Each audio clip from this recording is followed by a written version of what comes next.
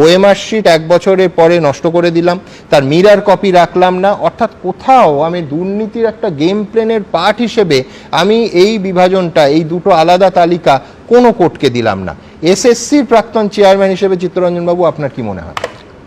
দেখুন, পুরনো অভিজ্ঞতা থেকে আমি বলতে পারি, ধরুন এখন ক্রাইসিস আছে, কারণ দেখা যায় যতগুলো অ্যাপ্লিকেন্ট হয় নাম্বার অফ পোস্টের থেকে অনেক বেশি, বেশ কয়েক গুণ।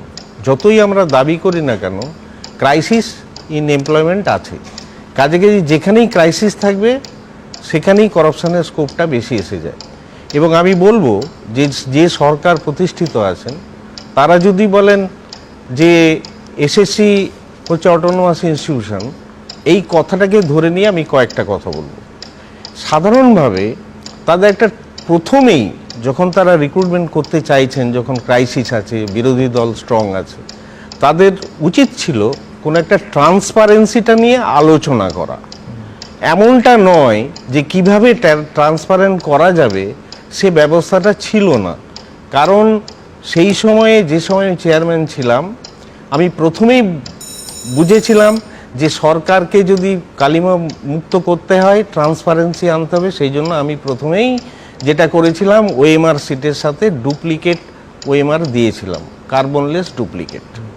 আমার মনে আছে আমার যুক্তিতক্ক অনুষ্ঠানে আপনি একবার বলেছিলেন যে এতটা চাপ এসেছিল আপনাদের, এমনকি নেতা মন্ত্রীদের গাড়ির ড্রাইভারকে দিয়ে অবধি তালিকা পাঠানো হতো আপনার কাছে। হ্যাঁ, সেই জন্যই আমি জানতাম এই চাপটা তো থাকবেই, সেই জন্য আমি আগে থেকেই ব্যবস্থা করে রেখেছিলাম, ওই ট্রান্সপারেন্সিটার উপর জোর দিয়েছিলাম।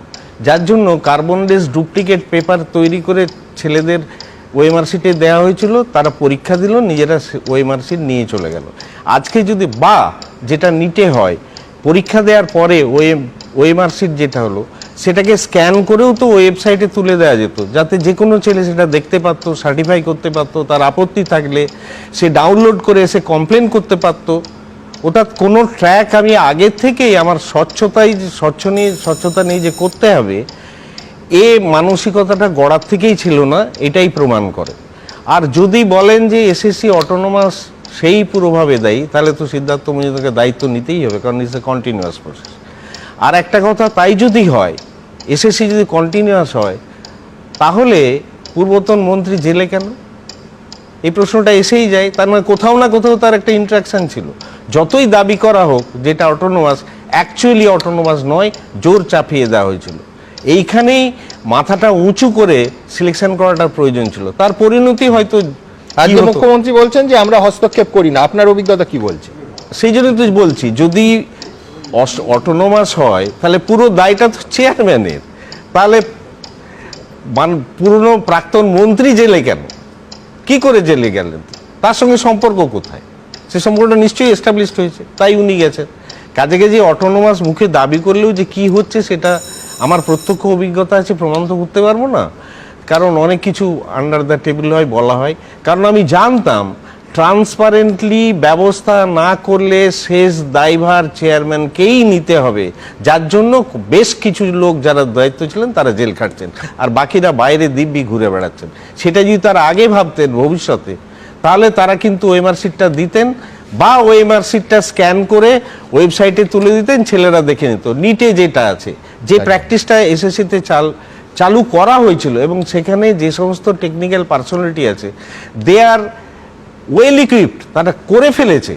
তাছাড়া আরেকটা পয়েন্ট আপনাদের বলি, হুইচ ইজ ভেরি ডেঞ্জারাস, এসএসসিতে এমন ইনফ্রাস্ট্রাকচার আছে, তার ইভালুয়েশনের জন্য আউটসোর্স করার প্রয়োজন নেই। ঠিক, অথচ এক্ষেত্রে আউটসোর্স করা হচ্ছে। আমার একটা ছোট্ট কৌতূহলের প্রশ্ন আছে।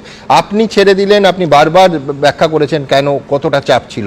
তারপরে যিনি এসএসসি চেয়ারম্যান হলেন, তিনি মাত্র 2.5 মাস ছিলেন। সেটাও মানে আমি হ্যাঁ, আর 2.5 মাসের মধ্যে আবার সুবীরেশ বাবু চলে এলেন। এই ব্যাপারটা কি? মানে আমি বলছি, কোন সরকারি পদ, বিশেষ করে এসএসসির মতো গুরুত্বপূর্ণ সরকারি পদে একজন 2.5 মাস থাকবেন, আর একজন আপনার মতো মানুষ চাপের জন্য ছেড়ে দেবেন, এটা তো খুব মানে অর্থাৎ অশনি সংকেত আগে থেকেই ছিল। ডেফিনেটলি, এতে তো সন্দেহ নেই কোনো। এটা তো আর এর জন্য বলতে হয় না। এক্ষুনি একজন শিক্ষামন্ত্রীর বক্তব্য শুনে উনি বললেন হাইকোর্টের পছন্দ হয়নি। কি পছন্দ হয়নি? কি দিয়েছেন আপনারা যে পছন্দ হবে?